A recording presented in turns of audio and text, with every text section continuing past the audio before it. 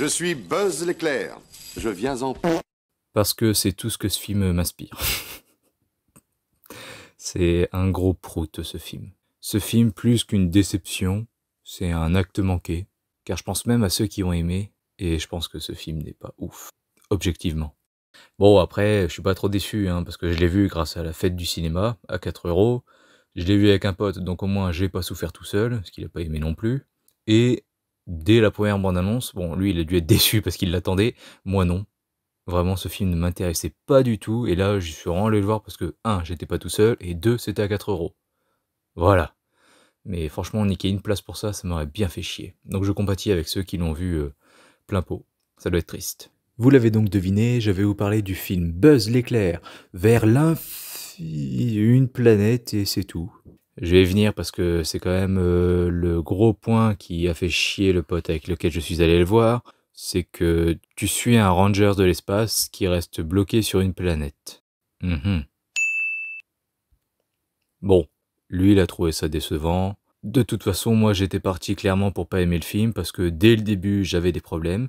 Je vais venir rapidement sur ce que j'ai aimé. Le petit chat est très mignon, mais à la fois agaçant et c'est une bonne facilité scénaristique, hein, parce que clairement, il fait le café, il peut tout faire, il sort n'importe quoi de sa bouche, de son cul, de sa queue, enfin, il fait tout ce qu'il veut, il peut tout faire. C'est R2D2 en fait. Vraiment, c'est dès que Buzz est un petit peu bloqué ou il a besoin de quelqu'un, et puis comme il est avec une équipe de bras cassés qui m'a saoulé, et ben dès qu'il a besoin de quelqu'un, c'est lui qui vient. Ah bah je peux faire ci, ah bah je peux faire ça, ne t'en fais pas. Donc voilà, vraiment dès le début le film partait mal.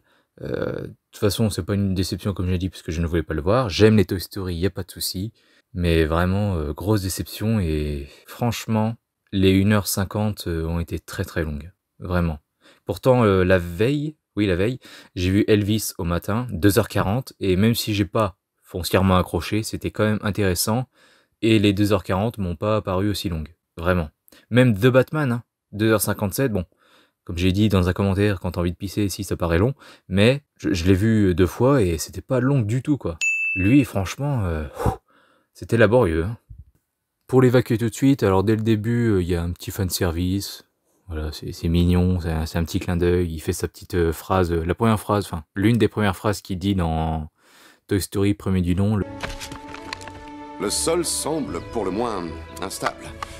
Impossible de savoir si l'air est respirable et il n'y a pour le moment aucun signe de vie intelligente en vue. Coucou! Je vais passer là-dessus vite fait, comme ça après ce sera évacué, on parlera d'autre chose. Les petites incohérences, parce que le film se passe en 95, on nous le dit dans le panneau texte dès le début. C'est le film qu'a vu Andy et puis qui lui a donné envie d'avoir un Buzz l'éclair chez lui. Et je vais commencer par ça. Pourquoi il n'a que Buzz en jouet?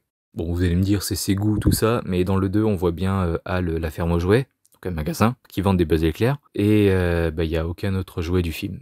Il y a que des Buzz. Alors que on connaît tous le capitalisme, Je veux dire, on est dans un monde où Star Wars Disney fait des pubs sur des putains d'oranges pour leurs films. Voilà, je tiens à le dire. Donc vous allez pas me faire croire que un monde qui est très semblable au nôtre quand même, la seule différence c'est que les jouets existent, mais vous allez pas me faire croire qu'un monde ferait un jouet seulement avec le héros principal. Parce que je suis désolé, mais si on prend Star Wars par exemple, il y a des jouets Rey, pour les derniers je parle, mais il y a des jouets Rey, Finn, Poe, Jyn Erso et K2SO, et BB-8, la mascotte. Ce qui est un peu ce chat d'ailleurs.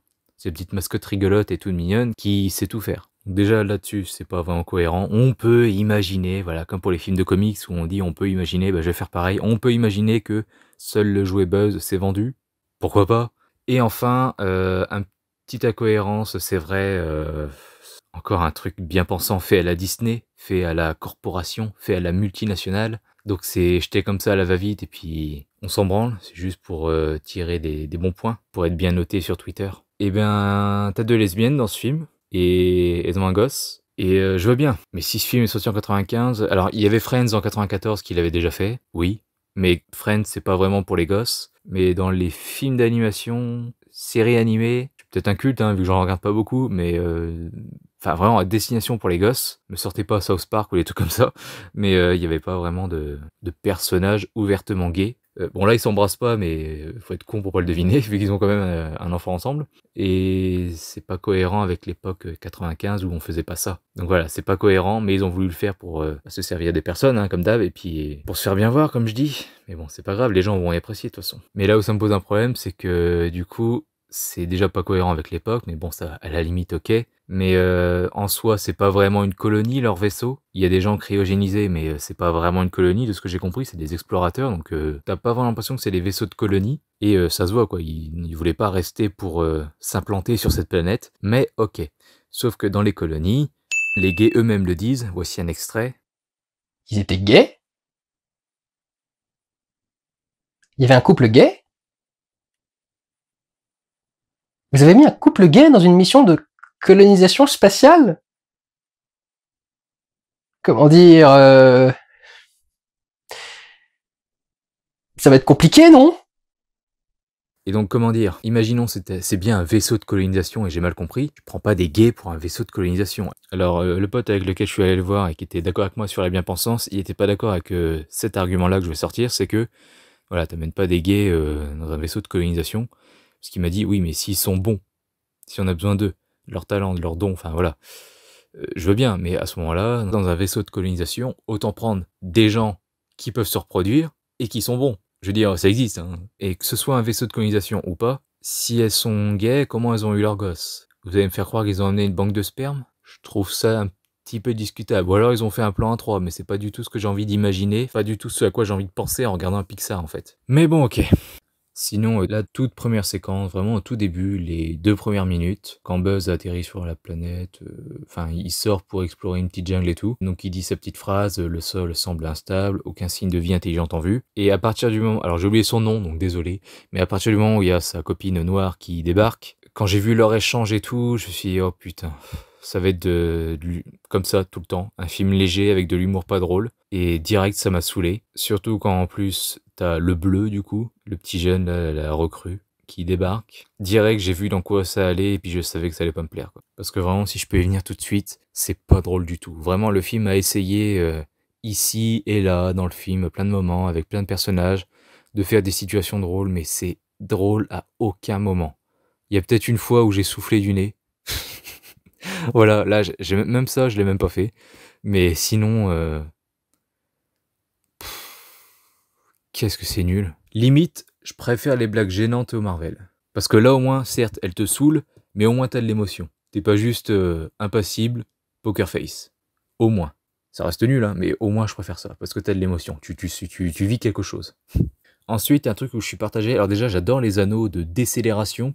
Déjà, j'adore l'idée et j'adore comment ils sont et tout. Enfin, vraiment, j'ai adoré cette idée, c'était très bien. Mais il y a un truc où je suis partagé. J'aime le fait que Buzz soit pris par son boulot et qu'il arrête pas de... Bon, il sacrifie pas vraiment sa vie vu qu'il vieillit pas. Mais il sacrifie sa sociabilité, on va dire. Ses relations avec les gens. Et oui, on imagine bien que voir des amis, des connaissances vieillir comme ça à coup d'œil, ça doit faire mal. Enfin, ça doit être difficile à vivre. Et ça m'a rappelé Interstellar, mais c'est pas du tout aussi bien fait.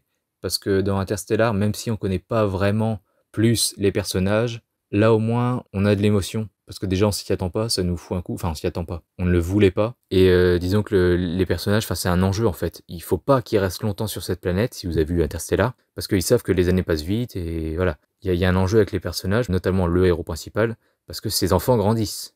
Et donc, plus ils grandissent et plus leur père n'est pas présent auprès d'eux. Donc il y a un enjeu avec le personnage, donc ça nous fait quelque chose, on ressent quelque chose. Et après quand il craque en voyant que ses enfants ont grandi, ça fait mal, vraiment. Là, Buzz, il voit ses amis, toutes ses relations, ses connaissances, tout ça vieillir et tout, mais comment vous dire qu'il s'en fout en fait? Parce que c'est le cas, il s'en fout, lui-même il est vraiment accro à son devoir, il sait qu'il doit faire, c'est son boulot, et ouais, ça lui fait sans doute un peu mal au cœur, mais on le sent pas vraiment, et vraiment, ouais, bah sa pote vieillit, elle a une vie, et puis voilà, et elle meurt.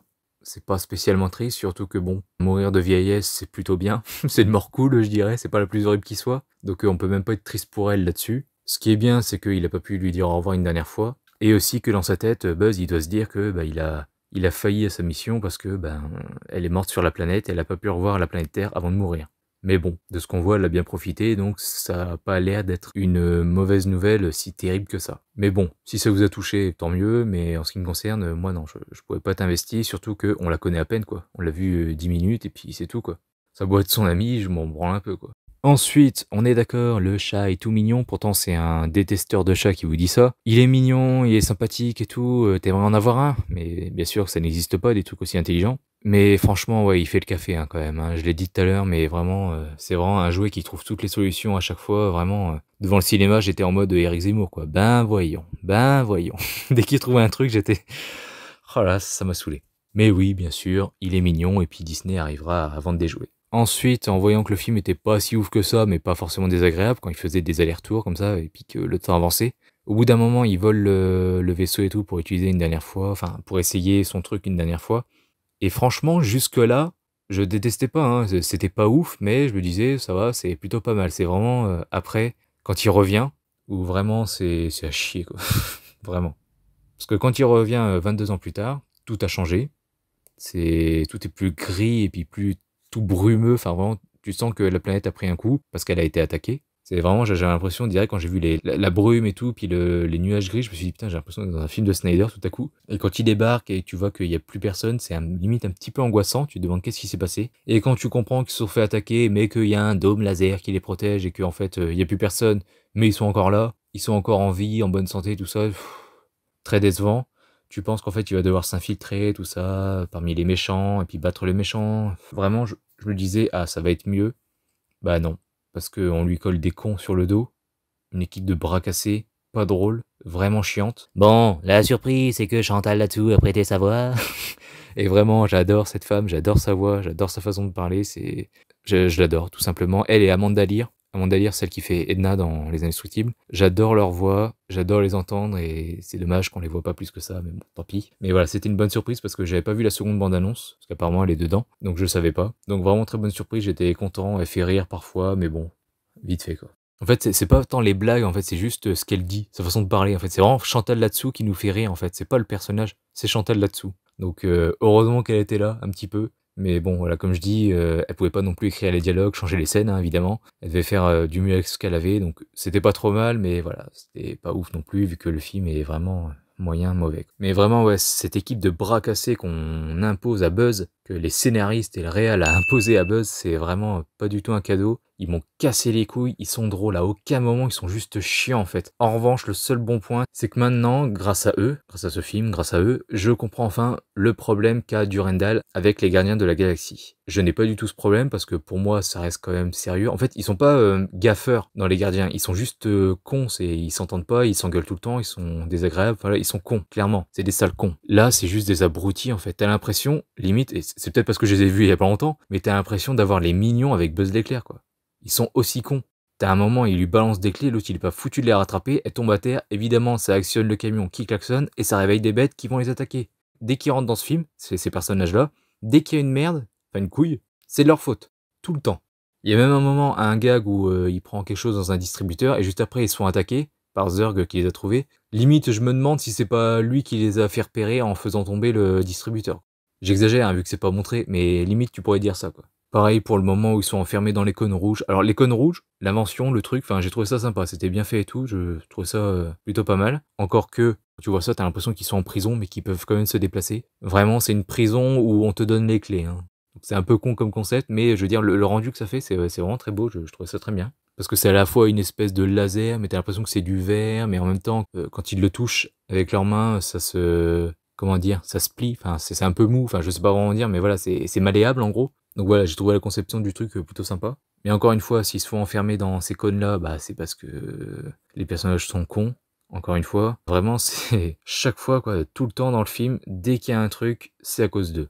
On en arrive même au point où avec un pote on a rigolé, c'est qu'il y a un moment, Buzz dit à la petite fille de son ami, ça arrive de faire des erreurs. Direct avec mon pote on s'est regardé, on a rigolé quoi, parce que ouais, ça arrive, en effet, ça arrive.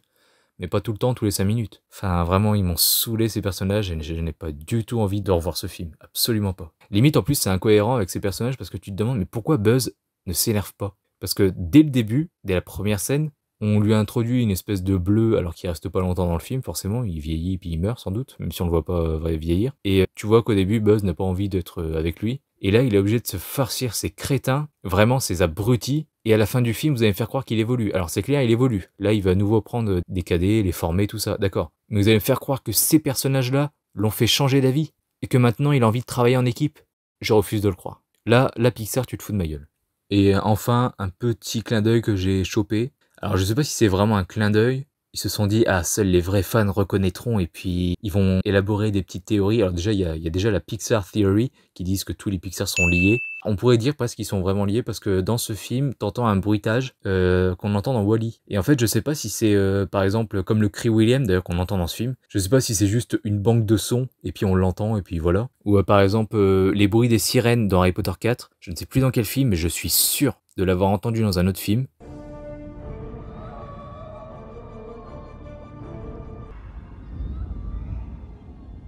Et voilà, enfin, il n'y a aucun lien entre les deux, c'est sûr, quoi.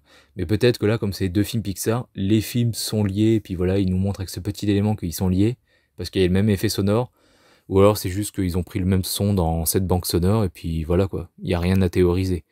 Mais en tous les cas, voilà, c'est ce bruit-là. Donc c'est quand Wall-E a fini de se recharger, à chaque fois il y a ce bruit-là. Et je l'ai entendu dans le film, je sais plus à quel moment, mais c'est lié à Buzz, je crois.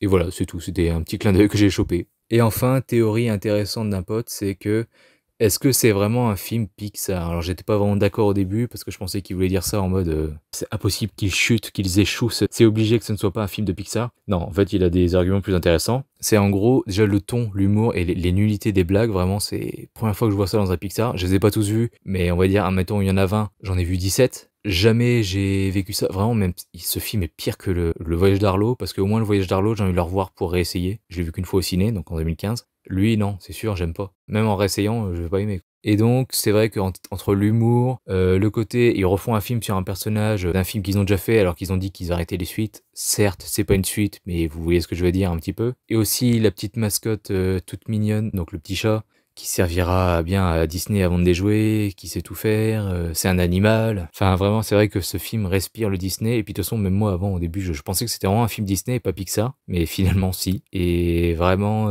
c'est le moins Pixar des Pixar. Je les ai pas tous vus, certes. Mais de ce que j'ai vu, c'est le pire des films Pixar. Et pourtant, j'ai vu ceux qu'on accuse d'être... Alors, pas rebelles, mais j'ai vu ceux qu'on accuse d'être les pires Pixar. Genre Cars 2, Monstre Academy, Le Monde de Dory, apparemment, c'est inutile. Bon, moi, j'aime bien, mais voilà. Mais là, ouais, franchement, celui-là, limite, parce que j'ai mis La Reine des Neiges 2 quatrième de mon flop de 2019, et ouais, limite, je préfère La Reine des Neiges 2. Et même mon pote qui avait pas aimé, il m'a dit ça aussi, donc c'est vraiment déçu de chez déçu, je me suis emmerdé, c'était long et laborieux, et à aucun moment, alors on était une petite quinzaine, vingtaine, je sais pas, et à aucun moment, il y avait même quelques gosses, 2-3, et à aucun moment, quelqu'un a rigolé. C'était nul jusqu'au bout. Donc je ne vous conseille absolument pas de voir Buzz l'éclair, je ne comprends pas ceux qui aiment. J'ai demandé à quelqu'un de ma classe de mon université ce qu'il avait aimé, j'attends la réponse. Il me semble que mon neveu a aimé, donc j'attends ce qu'il me dira de ce film, parce que moi... mon Dieu. Bref, donc voilà, n'hésitez pas à me donner votre avis dans les commentaires, comme je l'ai dit, si vous n'êtes pas d'accord. Et puis bah, je vous dis à très bientôt pour une prochaine critique sur Critics and Can. Salut à tous.